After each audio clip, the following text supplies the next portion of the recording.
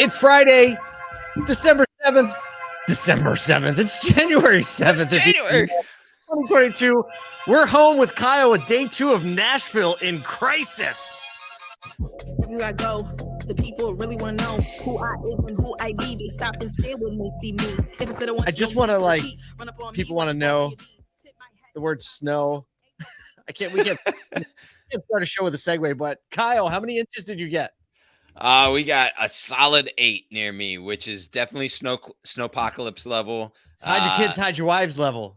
Exactly. Like pull everyone down, keep them inside, right? It was 13 overnight here. I mean, just everything went sideways. Calamity. Yeah. So I haven't gone out, Luckily I have the luxury of not going out, but awesome. yeah. I remember it's snow fun. days, kids. I asked Kyle this morning. I was like, "Hey, what's the airport doing?" And he pulled up the site and he was like, canceled. Yeah, canceled. It's like if COVID sickness for airports and airlines wasn't enough, we got dumped.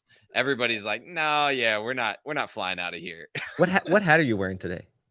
Are you wearing the same hat? Yep, so it's a black on black contagious hat. Black on black contagious day. Yeah, every day it's like, what hat are you wearing? What hat am I wearing? And so today we made the right Friday decision, the black on black contagious 5. All right. So we have a lot of stuff to talk about. I really want to start off, Kyle, with a text that I got from you at the end of the day. My family, we had a memorial service to go to. So I cut out a little early and I'm getting the family ready and we're all dressing up and getting ready to go. And Kyle sends me a text of a screenshot he got from the COO of Ford Direct, who put his cell phone number and please call me right away. It was like as a comment on your LinkedIn post. It's like as a dealer, when you get that really, really bad review and the GM or dealer principal sweeps in and leaves a review, leaves a comment. And it's like, please call, right? Which is great. I love it. So essentially backstory, right? So in Auto Genius, a guy named Jeff Revilla, he's the marketing director for Smale Auto Group, and just really all around smart dude, is diving into his websites, jumps on a Ford website and realizes that his credit application is getting directed instead of to his finance application page, immediately 301 redirected, which if you know what a 301 redirect is, it's essentially taking any URL and saying that URL, when someone hits it, direct to X URL permanently. Hold on. We haven't used this in a while. Okay. Did I do that? That's our nerd alert button. But okay, it was good explanation. Go. So essentially, it was going to the Ford.com credit application site, now dedicated to that dealer, but it was bouncing them to a new tab on Ford.com, redirecting the traffic, losing all the analytics, and which is a big problem for many. Yeah, for those of you that don't understand, that's just a big no-no. Big no-no. And it was not the dealer didn't get notified. No one from Ford Direct notified. Dealer Inspire didn't notify. And so he put out the alert. And apparently it happened to a Synchro site, some other Dealer Inspire sites. So whether or not it was accidental or purposeful, it presents a major problem when we're talking about dealer OEM mandated website integrations and their ability to affect change without the dealer having any clue what happened on the website, right? So I got permission from Jeff to kind of talk about it on multiple different platforms. So I guess it got through the ranks of Ford Direct and got to the COO, and he reached out, which I was pretty actually proud of. Instead of stewing up there oh, this guy doesn't know what he's talking about. These people, it's hey, we're going to enter in, we're going to have a conversation. He answered the phone, was extremely gentlemanly, said, hey, look, I talked to my team. That's not what should be happening. Maybe this was a setup issue. We kind of talked through why that's probably not the case. And he's willing to kind of bring some of these marketers in and have a conversation about how not to make these things happen again. So, I don't know what's going to come of that, but I'm encouraged, but also glaring red flag, in my opinion. Yeah. Dominic, understand, this comment for sure. Unfortunately, there was something to catch, right? This is the part of the work that we're trying to do as a community. The fact that, like, look, you're in the C-suite, not always going to be aware of who else is causing other things to happen, right? Yeah. So I don't think my perception, right? I don't think the intention was bad, but there's so much distrust built up that it's just like whenever you get in a litigious situation, right? The second somebody lawyers up, everyone starts imagining the other person at their worst. Yes. Right. And it just sets that tone. And that's the baseline of the relationship. I think with OEMs in a lot of cases, that's the tone that's already been set. So although that's not always the intention, right? You have both sides are like, we want this to be better. And situations like this, they come up gratefully. The Auto Genius community caught it, pushed it up the chain. Kyle, you were able to use your network to go to push that information out. It got a response from the C-suite. There's a dialogue going on. And like, hopefully this can help us start to imagine everybody at their best, right? And build a bridge and fix things and improve communication, because we need to band together if we're going to fight back against the barbarians at the gate. And speaking of the barbarians at the gate, segue time. Give him that segue. Can't touch this. Oh, it's not part of it. So yesterday, news dropped that Rivian stock dropped quite a bit because Stellantis and Amazon made a little announcement. Right. So Stellantis and Amazon deepen their partnership. Obviously, Stellantis has delivered way more vehicles to Amazon. They have redesigned a whole truck delivery platform in partnership with Amazon, right? So you've got like prior deliveries, increased partnership, co-design, and then promise of future deliveries happening within a legacy OEM relationship that is promising an EV future and a software development future. And this is the key. And we talked about this earlier today before we jumped on, that the reality is that Rivian, one, hasn't delivered these vehicles, even though they promised 100,000. And two, the network is not as tight from like a deliverability, a scale, servicing these installation, right? You think of all the things that go, if you're in fleet, right? You understand it's not just delivery. You need to make sure it's set up properly for the application, that there's the handoff that goes well, that the liaison at the company and the liaison for it's in place. So what we have is OEMs punching back, right? Here's a big fat counterpunch, and dealers, the dealer network, we get to be a part of it. And it's it feels good, right? The second you throw a counterpunch and it lands, you're like, oh, all right, we have a match now, right? This is a match. It's not a blowout. Yeah. This is a match. We're going to see what happens. So that was pretty encouraging to see, just that good competitive nature going on, like dealers getting together, OEMs leveraging the value that the retail network actually brings to be able to make some of these agreements and just throw some weight around. Yeah. Throw some weight around. I love the way, and I think it's encouraging from a dealer perspective, because like you tease that out, like we just said, and it's really because of the dealer network that's in place that Stellantis has the position and power leverage with Amazon, even though Amazon is deeply invested in Rivian's success, right? They're more invested in Amazon's success, right? Exactly. And they recognize that like business now is just as important as business in 5 years. And if the partnership makes sense, and the business in 5 years, Stellantis like delivers on what they've promised with this 2030 directive, then like Amazon's going to continue in that, right? And that's good for the dealer network. So I'm pumped about that relationship. No, it's a ton of fun. All right, two more things we want to hit today before we're going to do our best again to keep it under 15 minutes. We got 6 minutes left.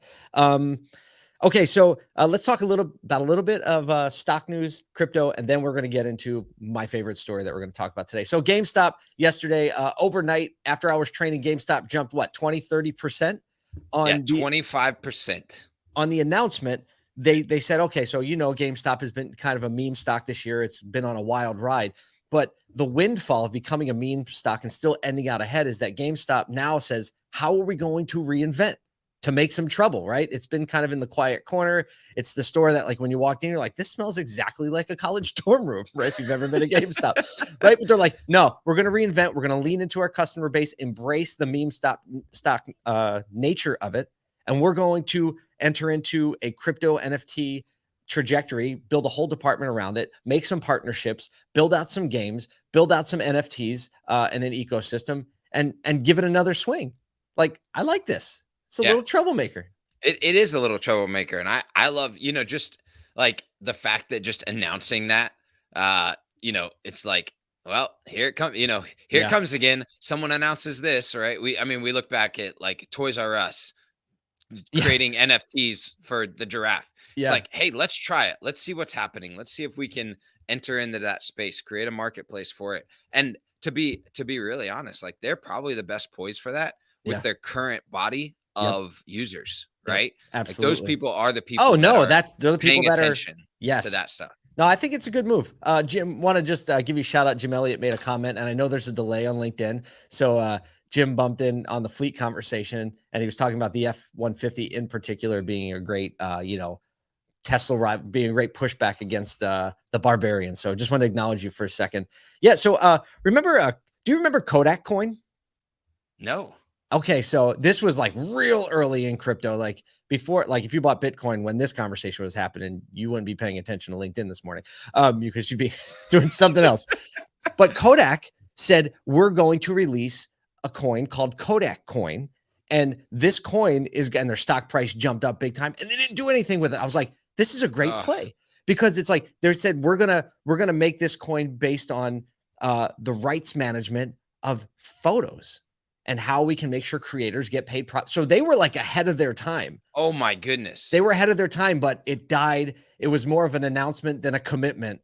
And like you never even heard of it because it was flash in the pan. All right. We have a few minutes left, about 3 or 4 minutes. We want to make sure we talk about a really important story. Automotive State of the Union is about when dealers band together, no crisis can win. And Kylo and I spent some time with the GM yesterday, who is a good friend and an amazing, amazing leader. Let me set the stage. We're talking about someone who, when they moved from one store to another store, which was also from one state to another state, and not like drive across the border, but like you have to fly now to get there. 25% of his staff moved with him. Yeah, of his current 25% of his current staff is staff from his previous store. Yes, more accurate. It's absolutely crazy. So, tell the story, Paul. I think so right now, obviously, everyone's dealing with challenges, a lot of COVID challenges, specifically because cases are on the rise. People are getting sick. Everyone's trying to be safe and keep people home. And this store particularly, they have a manager who is in ICU right now. And the gentleman that's in ICU, pillar of his community, a pastor of his church, right? He's always there for everyone. And now he's in really rough shape. And I can't remember, Kyle, how long it's been going on, but at the end of every day, a whole group it could be managers, it could be service techs, it could be across the dealership. Yeah. So we're not just talking about one department. We're talking about a group of people go to the hospital to visit outside the room, and they pray for him every single day. Like I can't even describe the emotions that I get over that, right? What I know from my dealership life and the way that people came around me in the times that were the hardest, right? This is what dealers are made of, and especially the really good dealers and the ones that, that every company wants to say we're family until you really have to be family. And what's really cool about this is like, this wasn't just like, oh, let's try and start being family today, right? Let's try and start caring for each other today. This is pre-work that has been done over years to craft and create a culture that cares about everybody, right? It's the way you treat employees, the way you pay them for sick time, the way that all of that type of stuff starts to create a culture that says, hey, look, this person is important enough for me to stay late, to drive, to be outside of a place and care for this person's family and for their well-being at a level that is selfless, right?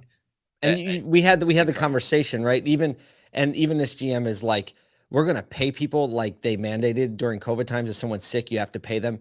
That's continued in the store. He's like, if you don't feel good, stay home. I'll pay you. I'd rather pay the money and make sure we're doing the best that we can, because I know that everything else will follow, right? The store will be fine because you treat. So we were like, well, what comes first, right? He can do this because he's obviously has profit. because he's been very successful. So do you think he can care for his people that way because he has profit? Or do you think that he has profit because he has always cared for his people this way? Right. I mean, I know the story, and the story is they have profit and success because he's always cared for his people this way. And Absolutely. I think that that's probably a theme that you can find in so many places, so many spaces across business.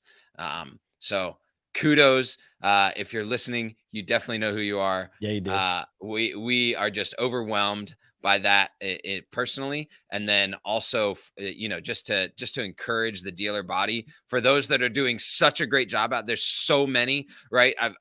I've gotten so many stories of that this week. Shared one on LinkedIn earlier this week, just of dealers doing the right thing for their people and for the community. It is prevalent. And so tell those stories and keep doing that. And if you're hearing this and it's like, I don't know how to get there, just start try somewhere, right? Because that's what makes it work.